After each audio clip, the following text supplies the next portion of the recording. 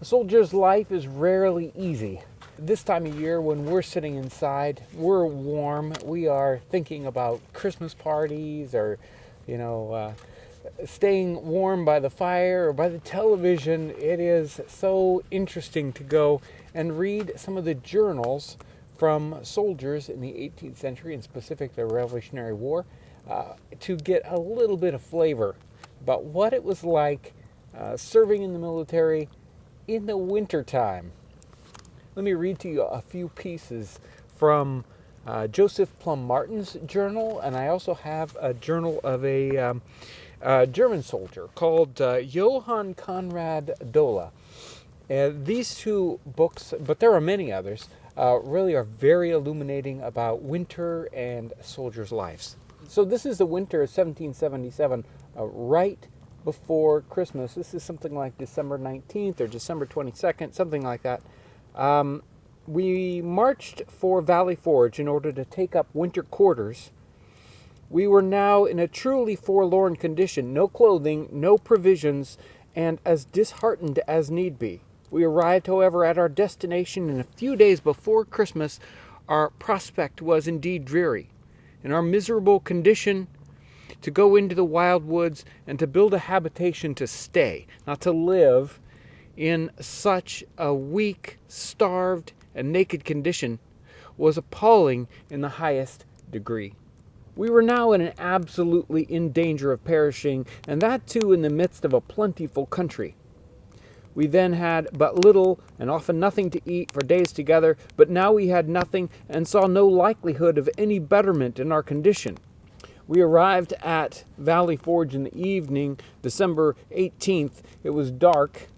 There was no water to be found, and I was perishing for thirst.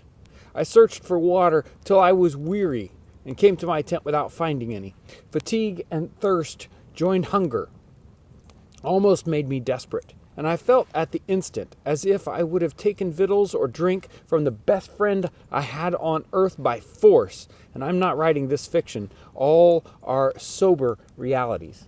That was the winter of 1777, 1778. It was bad.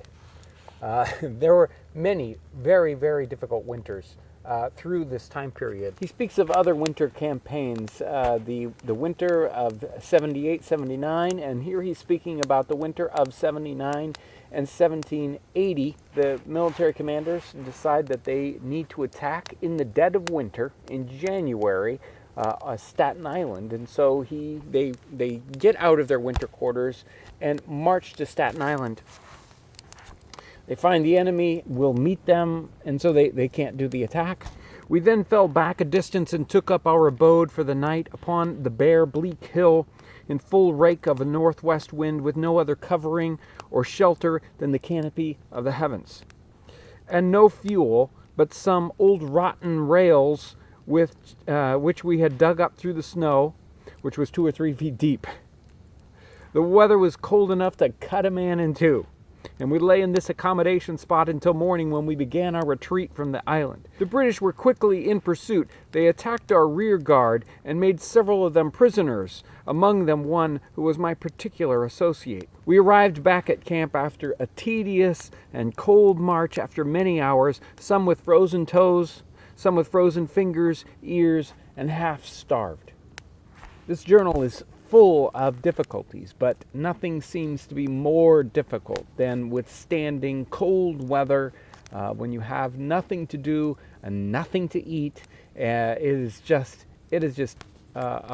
a truly enlightening read about the difficulties of these American soldiers during the Revolutionary War. Joseph Conrad Dohle was a Hessian soldier that came over and fought for the British in 1777. And he writes about cold weather also at times. In the winter of 1777, in November, they went to winter quarters, and many times they would be quartered in houses or particular buildings or forts. In this particular situation, they too had to build huts out in the open. He says, here we must build huts because the weather was exceptionally cold. We also caught pigs and cattle, slaughtered them, and in this way we obtained meat, but seldom had bread. I believe it was the next year. He writes, it's December 26th, probably the winter of 78. Frightful snows fell here, accompanied by strong winds and a violent snowstorm, which we could hardly remain in our houses because of the snow. Tonight, a Hessian soldier got stuck in the snow near Quaker Hill and froze to death. These journals are so illuminating, and I am so thankful that we have them available to us. They really do help put our world and their world into perspective. If you get a chance to read either one of these journals, I think you'll find it very illuminating. These are great books. If you're interested in getting a print version of either one of these, I put a link down in the description section of this video.